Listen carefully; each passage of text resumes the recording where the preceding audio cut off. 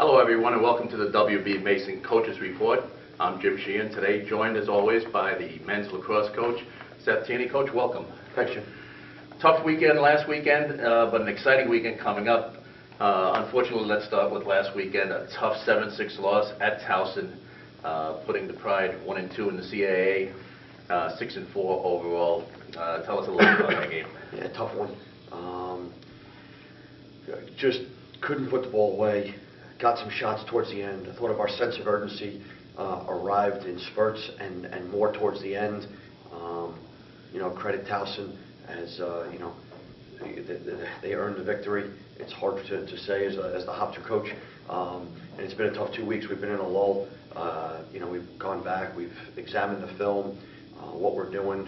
Everything seems to be in place. We just gotta stop taking turns on losing sight of something important, finishing the ball, running offenses effectively, clearing the ball at certain times, winning faceoffs, at certain times. With that being said, a couple midweek games and let some things go because you start to prepare. But again, everything that it comes out of my mouth is going to sound like an excuse. We got to do a better job. We got to win some ball games, and we're thankful for a week of preparation as we head down to St. Joe's this weekend. 3-3 at halftime. Statistically, on the final stat sheet, dominated the game. Dominated shots, dominated ground balls. 19-5 shots in the fourth quarter, and couldn't come up with the equalizer. That's got to be very frustrating. Hard, and again, stats are for the losing coach, because he wants to know what happened. And then I looked at the stat sheet after the game, and I go, I can't believe we lost. Everything that we asked for, more shots, more ground balls, more face-offs, better clearing the ball. Everything that we asked for, we told the guys that's what's going to happen.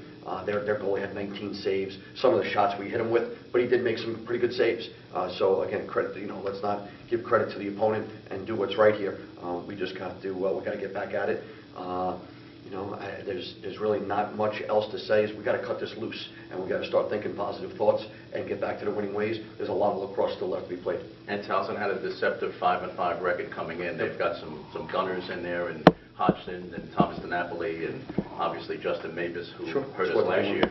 Yeah, had the game winner. Those guys are very good players, and take nothing out of them. We got very good players on the Hofstra team as well, and I'm looking forward to seeing the product this weekend on the field. One of the things that did stand out was nothing on the board for two of the Pride gunners in juniors, Torrin Vaughn and Drew Cohalan, and that must be disheartening.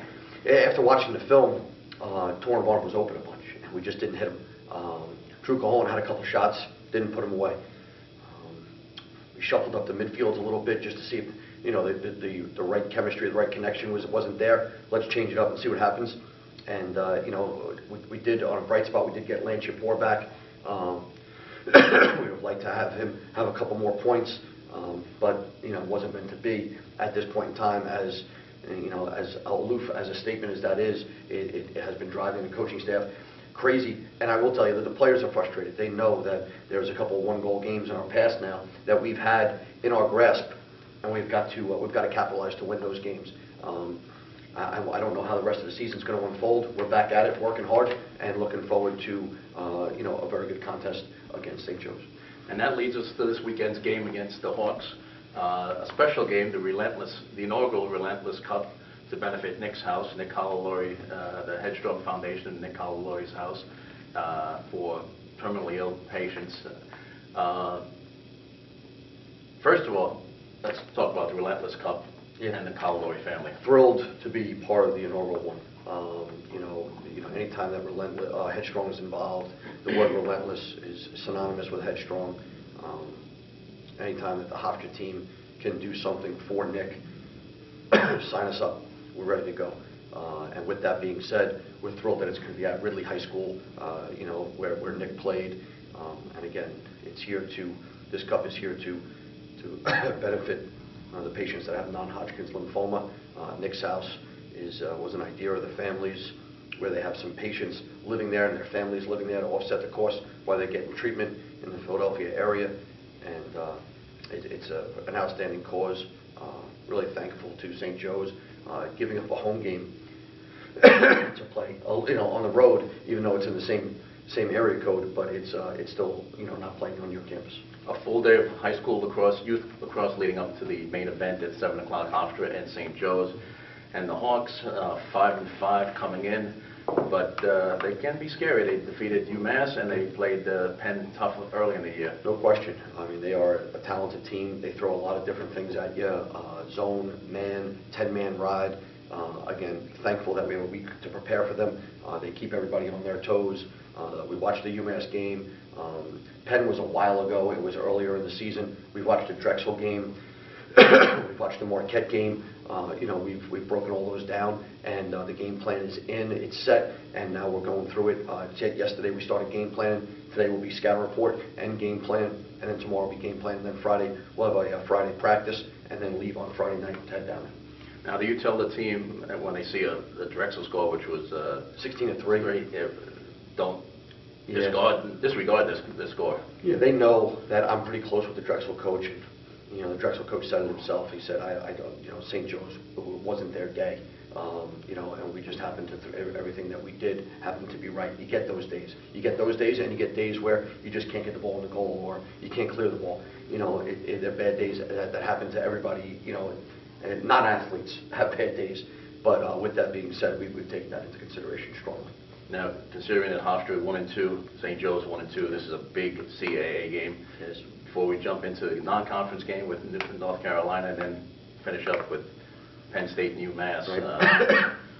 Huge game. Huge game. Huge game. Right now we're tied for fourth in the conference. They take 4 teams into the conference tournament, and the 2 losses we have in the conference so far are by 1 goal, and that stings a little bit. So with that being said, this is a huge game to get to 2-2 and to put who's tied with you to 1-3 and to create a 2-game separation.